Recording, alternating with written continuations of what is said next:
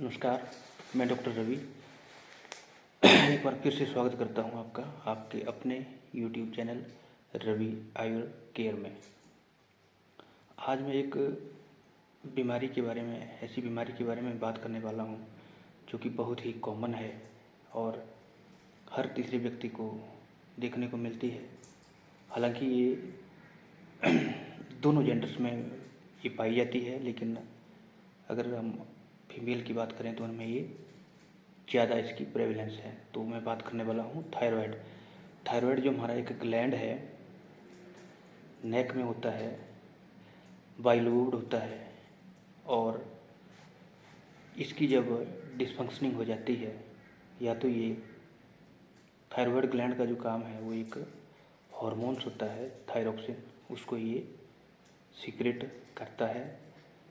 तो जब ये या तो कम मात्रा में या फिर ज़्यादा मात्रा में थायरोक्सिन का निर्माण करता है, तो ये इसकी डिसफंक्शनिंग थायराइड डिसऑर्डर कहलाता है।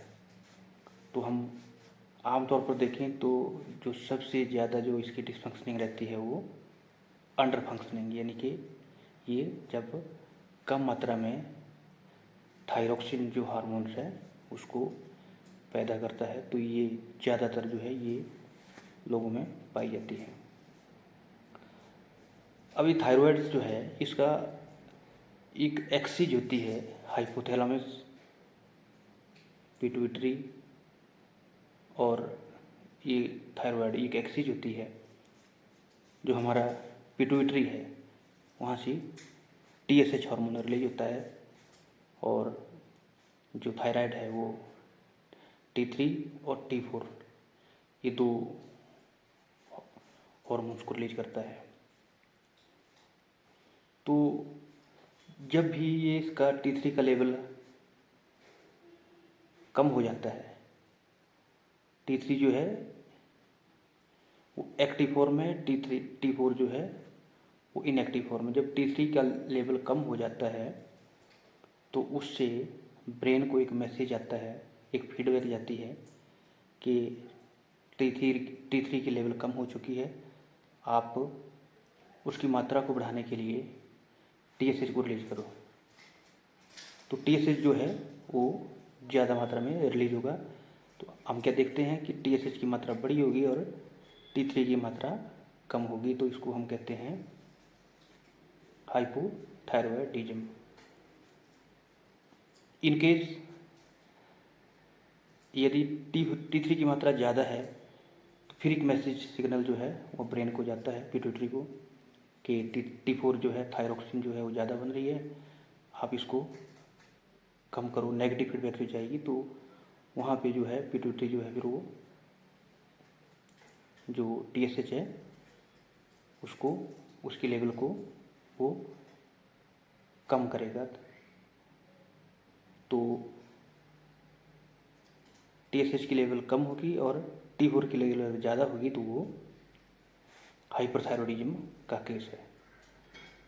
तो ज़्यादातर हम जो देखते हैं ये प्रायः औरतों में जो है ये ज़्यादा इसकी प्रेवलेंस है। तो अब बात करते हैं लक्षणों पे कि इसके क्या क्या लक्षण हैं।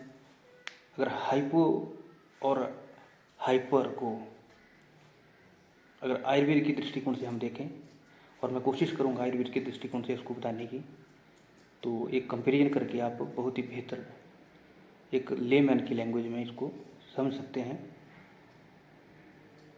अगर हम हाइपो की बात करें तो हाइपोथायरॉयडिज्म में होता क्या है, आयुर्वेद के कॉन्सेप्ट से के पर्सपेक्टिव से अगर हम देखें तो हम बात करते हैं जठराग्नि की, अग्नि की बात, और धातु अग्नि की बात। तो जठराग्नि जो है वो आम पचनामास से हमारे पेट के लेवल पे काम करती है। जो आहार हम लेते हैं उस आहार का वो पाचन जो होता है वो सम्यक वो तभी हो पाता है जब हमारी जठराग्नि का जो बल है वो अच्छा होगा। अब जठराग्नि जब अपना काम कर लेती है तो एक धातु अग्नि होती है। हमारी जो शरीर में धातु होती है वो 7 होती है, रस, रक्त, मांस, मेद, अस्थि, मज्जा और शुक्र। इन धातुओं का जो उत्तरोत्तर निर्माण तभी होता है जब हर धातु की अग्नि जो है वो अच्छी होगी, उसमें बल होगा। तो अगर हम थायराइड की बात करें तो उसमें जो जठर अग्नि का बल है, उसमें जो उष्णता और तीक्ष्णता, और धातु अग्नि में जो उष्णता और तीक्ष्णता होगी वो कम हो जाती है, जठर अग्नि मंद पड़ जाती है। अगर धातु अग्नि को समझने का हम और प्रयास करें तो एक हम ये मान सकते हैं कि जितने भी हमारे हॉर्मोन्स हैं उनको हम समझने के लिए अपनी धातु अग्नि के समक्ष उनको समझ सकते हैं। तो जब हमारी धातु अग्नि जो है उसमें उष्णता और तीक्ष्णता कम होगी तो वो अपना काम अच्छे से नहीं कर पाएगी। फलतः जो है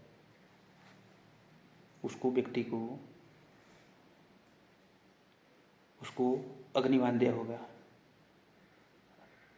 अग्निमांद्य से अभिप्राय उसकी अग्नि वीक होगी और पित्त जो है, पित्त में उसके द्रव्यता बड़ी होगी, कफ का स्निग्ध गुण बड़ा होगा।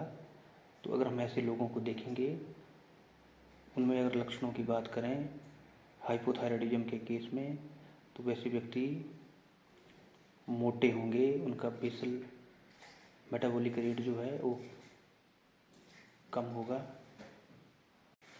ऐसे लोगों का बेसल मेटाबॉलिक रेट कम होगा, जो उसका डाइजेशन का जो सिस्टम है वो स्लो डाउन हो जाएगा, उसका जो आहार है उसका सम्यक तौर पे उसका पाक नहीं हो पाएगा, उसको अजीर्ण की अवस्था उसको रहेगी।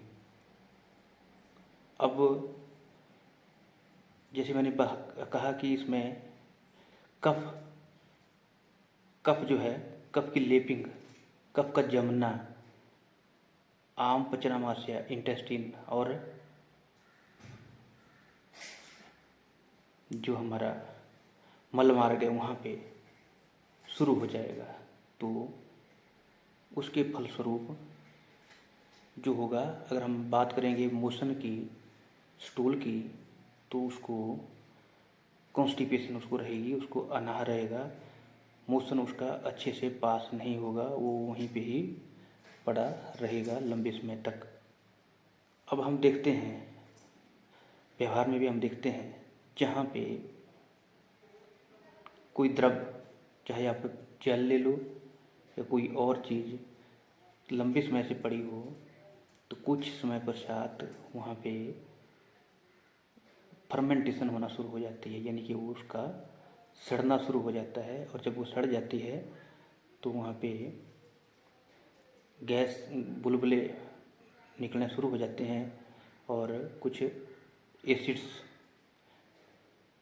इनऑर्गेनिक एसिड्स बनना शुरू हो जाते हैं। और वहाँ पे फर्मेंटेशन जब हो जाएगी तो जो है गैस बनना शुरू हो जाएगी और एसिड्स जब बनेंगे तो अम्लता जो है उसके स्थानिक लेवल पे उत्पन्न होगी, जिसको कि आप एसिडिटी के लक्षण से आप समझते हैं। तो ऐसे मरीजों को जब मोशन उसको अच्छे से पास नहीं होगा तो वहाँ पे उसको जो लंबे समय तक वहाँ पे पड़ा रहेगा तो सड़न हो जाएगी और उसको वहाँ पे इंडाइजेशन और अम्ल एसिड बनना उसको शुरू हो जाएगा। और उस स्थिति में उसको जो है वो एसिडिटी के लक्षण उसको उत्पन्न होंगे। ये आम पचनामाशय इंटेस्टाइन के लेवल पे जब कफ का जमाव शुरू हो जाएगा। वो क्यों हुआ? क्योंकि जठराग्नि हमारी मंद है, उसमें पित्त का जो द्रव गुण है और कफ का जो स्निग्ध गुण है वो ज़्यादा बढ़ने से जो है वो कफ की लेपिंग वहाँ पे हो रही है। तो ये लक्षण उसमें प्रधान रूप से मिलेगा। अब धीरे धीरे जब वो व्यक्ति लगातार ऊपर से ऐसे द्रव्यों का सेवन कर रहा है, आहार द्रव्यों का जो कि चिकनाई वाले हैं, शीत है, स्निग्ध है, पचने में भारी है, तो उसका अमल जो है और ज़्यादा बनता रहेगा, जिसको कि आप आम भी समझ सकते हैं। और वो धीरे धीरे जो है वो रक्त में जाएगा और फिर वो पूरे शरीर में अम्लता पैदा करेगा। अब ये जो अम्लता है जहाँ जहाँ ये शरीर में बैठेगी, जॉइंट्स में जाएगी, तो वहाँ पे जो है व्यक्ति को जॉइंट पेन हो जाएगी। तो हाइपोथायरॉयडिज्म में एक जॉइंट पेन भी लक्षण मिलता है। अब इसके साथ साथ ही उसको लिथार्जी रहेगी, सुस्ती रहेगी, उसको जॉइंट पेन्स होगा और जो है आगे की जो धातुएं हैं, उत्तरोत्तर धातु, उसका निर्माण कम होगा। रस से रक्त, रक्त से मांस, मांस से मेद, मेद से अस्थि और अस्थि से मज्जा, ये जो है ये धातु का निर्माण का उपक्रम जो क्रम है वो रहता है। तो जैसे ही उत्तरोत्तर धातुओं का निर्माण कम होगा तो उसके रक्त की कमी हो जाएगी। रस से रक्त जो है रक्त धातु की अग्नि वीक होगी। जैसे मैंने बताया कि अगर जाठराग्नि मंद होगी तो जाठराग्नि के बल पर ही धातु अग्नि का बल निर्भर करता है। अगर जाठराग्नि मंद होगी तो धातु अग्नि भी हमारी कमज़ोर होगी, उनका बल भी कमज़ोर होगा, वो प्रॉपरली अपना काम नहीं कर पाएगी। तो जब धातु अग्नि कम होगी तो उत्तरोत्तर धातु का निर्माण सम्यक या साम्यावस्था में नहीं होगा, तो रस से रक्त का निर्माण कम होगा, यानी कि उसको पेशेंट को उसको अनिमिक हो रहेगा, उसका HB कम हो सकता है और उसको शोथ जो है हमेशा पाया जाता है। साथ ही साथ जो उत्तर की धातुओं में अगर बात करें तो जो अस्थि धातु है उसको पोषण नहीं पहुंच पाता, तो वो भी कमज़ोर हो जाता है। तो ये जो है इसमें हाइपोथायरॉयडिज्म में कफ या ये समझें आप कि जो क्लेद है एक प्रकार से शरीर में वो ज़्यादा बढ़ जाता है। ये हुआ हाइपोथायरॉयडिज्म की कंडीशन। अगर इसके विपरीत, इसके पैरेलल हम बात करें हाइपरथायरॉयडिज्म, तो उसमें जो हमारी पित्त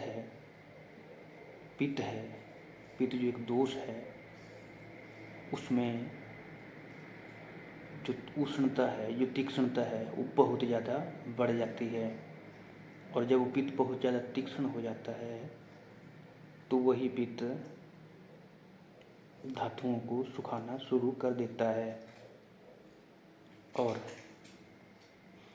उस पित्त के साथ जब वायु मिल जाए तो फिर तो वो बहुत ही प्रचंड हो जाता है। जैसे आप समझें कहीं पे अगर आग जली हुई है और हवा जो है उस आग के साथ मिल जाती है, संयोग कर लेती है, तो अग्नि जो है, अग्नि की लपटें बहुत ऊंची ऊंची जाती है, बहुत दूर दूर तक जाती है और जो भी उसको मिलता है उसको वो जलाती हुई चलती है। तो सेम कंडीशन जब शरीर में हो जाती है, पित्त जब तीक्ष्ण हो जाता है तो वायु जो है रुक्ष हो जाती है, लघु हो जाती है और उस अग्नि के साथ जब मिलती है तो उस अग्नि को और अधिक प्रज्वलित कर देती है और वो फिर सबको जो है सुखाना, सभी धातुओं को शरीर में सुखाना शुरू कर देगी। रस को, रक्त को, तो हाइपरथायरॉयडिज्म में सेम केस इस तरह से ही होता है और व्यक्ति जो है वो उसकी धातुओं का क्षय शोषण शुरू हो जाता है और व्यक्ति, अगर आप देखेंगे तो हाइपरथायरॉयडिज्म में जो उसका मेटाबॉलिक रेट है व्यक्ति का वो बहुत अधिक बड़ा होता है। उसको एंग्जाइटी होती है, शरीर उसका गर्म रहता है, भूख उसको इतनी लगती है कि अगर उसको खाना ना मिले तो फिर वो जो है अग्नि उसके धातुओं को पचाना शुरू कर देती है। लेकिन इसके विपरीत हाइपोथायरॉयडिज्म में व्यक्ति को भूख कम लगती है क्योंकि उसकी अग्नि मंद होती है, जो भी खाता है वो पचता नहीं है। लेकिन हाइपरथायरॉयडिज्म में फिर वो बहुत ज़्यादा उसकी अग्नि और धातु अग्नि तीव्र हो जाती है। तो उस केस में जो है हाइपरथायरॉयडिज्म में पेशेंट को मोशन उसको बार बार होगा, पतला होगा, क्योंकि पित्त जो है वहाँ पे बढ़ा हुआ होता है। हार्ट रेट उसका ज़्यादा होगा, मेटाबॉलिक रेट उसका ज़्यादा होगा, एंग्जाइटी होगा और बिल्कुल अगर उसकी बॉडी फ्रेम की बात करें तो वो दुबला पतला होगा। खाना बहुत ज़्यादा खाएगा लेकिन खाने के बावजूद भी उसका शरीर जो है वो दुबला पतला होगा। तो इस तरह से आप हाइपो और हाइपरथायरॉयडिज्म को आयुर्वेद के दृष्टिकोण से समझ सकते हैं। तो अगर हम चिकित्सा सूत्र की बात करें आयुर्वेद के एंगल से, तो हाइपोथायरॉयडिज्म में हम ऐसी मेडिसिन का यूज करेंगे जो कि कफ को काटने वाली हो, चाहे वो आमाशय के लेवल की बात करें, चाहे वो पक्वाशय की लेवल की बात करें। तो हमने बेसिकली कफ को हटाने वाली मेडिसिन का प्रयोग करना है। और मैंने कहा जो शरीर में क्लेद है, जो जलियांश है, उस जलियांश को हमने एक, जैसे हम काढ़ा बनाते हैं क्वाथ, उसकी फॉर्म में शरीर में उसको घोल के उसको बाहर निकालने की कोशिश करनी है। इस तरह के द्रव्यों का हम चयन करेंगे। इसके विपरीत हाइपरथायरॉयडिज्म में हम ऐसी औषध द्रव्यों का डिजाइन करेंगे जैसे जो कि गुरु हो, कफ को बढ़ाने वाली हो, संदिग्ध हो और पिछिल हो, जिसमें ज़्यादा पिछिलता ज़्यादा हो और पचने में जो भारी हो। हम ऐसे द्रव्यों की वहाँ पे कल्पना करते हैं। तो हाइपोथायरॉयडिज्म में जो ड्रग ऑफ चॉइस है वो कफ को काटने वाली, जो हमारा जो जलियांश है शरीर में, जो क्लेद है, उसको वो क्वाथ की फॉर्म में निकाले। तो उसके लिए जो ड्रग ऑफ चॉइस है वो कटुरस प्रधान द्रव्यों का हम यूज करते हैं। दूसरे नंबर पे तिक्त द्रव्यों का प्रयोग करते हैं। तो कटु में अगर बात करें तो पिपली, मग्घा जिसको कहते हैं, सौंठ और मरीच, इनका कॉम्बिनेशन जो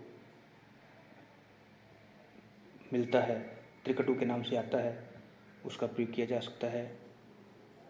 पिपली का अकेले से यूज किया जा सकता है या 64 प्रहरी पिपली एक क्लासिकल योग है, उसका प्रयोग जो है एक चिकित्सक की देखरेख में किया जा सकता है। और मात्र इन दो ड्रग्स के सेवन से ही अगर 8 से 10 के बीच में आपका TSH है तो ये नॉर्मल आ जाएगा। अगर हम बात करें हाइपरथायरॉयडिज्म में तो हम बृंघणीय द्रव्य, जो ऐसे द्रव्य हैं जो कफ को बढ़ाएंगे, मांस को बढ़ाएंगे और अग्नि को मंद करने वाले हैं, घृत या भैंस का दूध या जो अपामार्ग जिसको फुटकंडा हम कहते हैं, उसके बीजों का अगर हलवा या फिर मधुरगण की औषधियाँ जो गरिष्ठ हो, गुरु हो पचाने में, जैसे आपकी शतावरी, अश्वगंधा, मुलेठी, ब्राह्मी, बिदारीगंध, ये सारे जो हैं ये कफ को बढ़ाने वाले और अग्नि को भी थोड़ा मंद करने वाले हैं। तो इस तरह के द्रव्यों का चयन जो है हाइपरथायरॉयडिज्म में करते हैं, तो इससे व्यक्ति को लाभ होता है। अगर आप भी इस तरह की समस्या से जूझ रहे हैं तो जो मेरे द्वारा बताए गए टिप्स हैं, अगर हम बात करें परहेज की, तो हाइपरथायरॉयडिज्म में और हाइपोथायरॉयडिज्म में केवल आपने एक ही चीज़ का ध्यान रखना है कि हाइपो में हम जितने भी कफवर्धक आहार विहार है, कफ को बढ़ाने वाले हैं, जो कि ठंडे हैं, चिकनाहट वाले हैं, स्निग्ध हैं, पिच्छिल हैं, चिपचिपे हैं, शीत हैं, पचने में भारी हैं, ऐसे द्रव्यों को पूरी तरह से अवॉइड करना है। और इसके विपरीत ये जो इसका जो अपथ्य होगा वो हाइपरथायरॉयडिज्म में ये पथ्य होगा। तो ये मैंने अपने प्रीवियस वीडियो में आहार के बारे में मैंने विवेचन पहले ही कर रखा है, तो इसके लिए आप उनको देखें। अगर ये जानकारी आपको अच्छी लग रही है तो आप इसको चैनल को लाइक करें और सब्सक्राइब करें। Thank you.